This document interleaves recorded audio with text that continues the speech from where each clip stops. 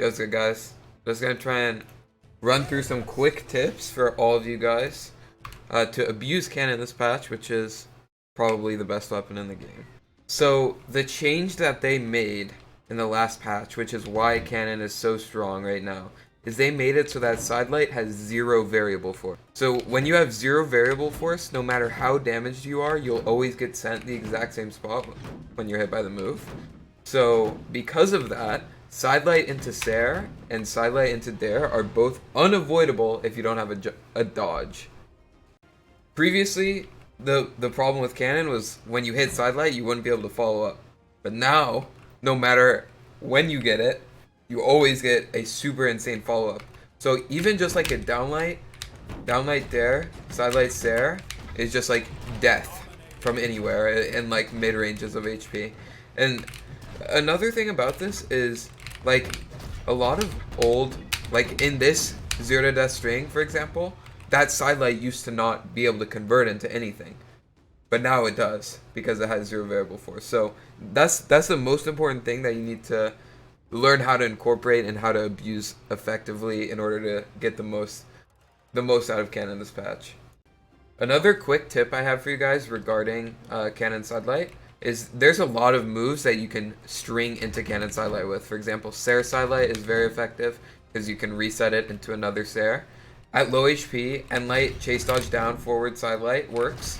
Although it's not true anymore and it only really works at low HP, it can catch your opponent off guard and it's not jumpable, so it's still a pretty solid option.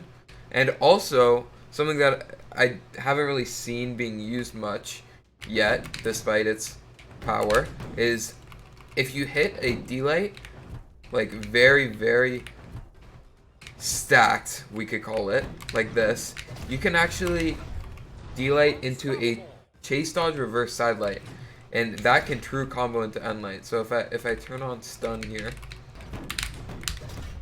you see that D-light, sidelight, Enlight would all be unavoidable.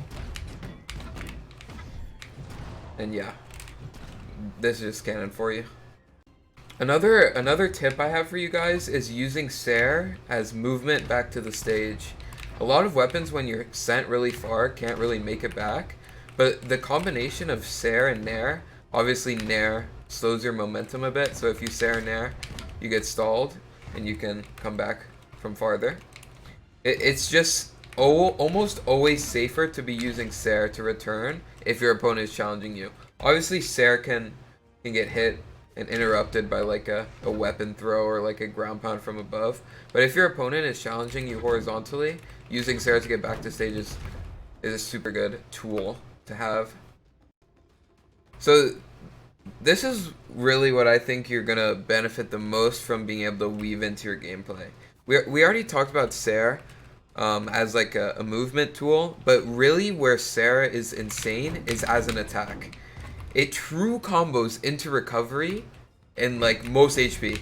So if you can get a Sair and follow it up with a recovery, not only is it just like absolutely demoralizing to get hit by because you get sent so far, but it just does tons of damage, and it's also where a lot of the gimps and like insanely long like combos end.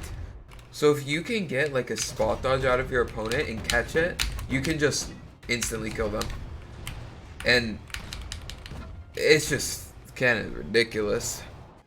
And then like to go along with that, obviously sidelight is just confirmed into side air if they have no recovery. So, or if they have no dodge, I mean. So if you sidelight, they spot dodge, sidelight, Sair, recovery.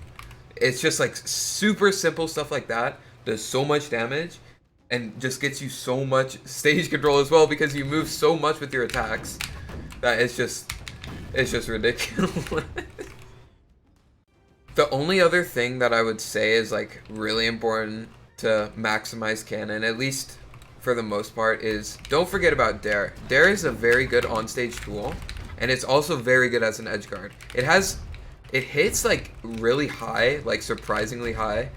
So don't forget to use that move as an edge guard. And yeah, here's just like an example of a Zero to Death that you could do if they have no dodge, starting with side air. Just like something easy like that. And it's not even just about like getting the 0 to death. You just do so much damage. Like even if you can't confirm it into a kill at the end, like just think about how much damage this is. I mean, it's a kill here, but even if you don't get like that ending part, it's so much damage, and it's just like it's ridiculous. And the other thing about this move is it's like an anti-air as well. So if your opponent is like trying to jump too much, Scylla is just gonna catch them when they're trying to come back. So yeah, abuse this. Yeah, that's gonna be all. Thanks for watching, XD. Hope you learned something.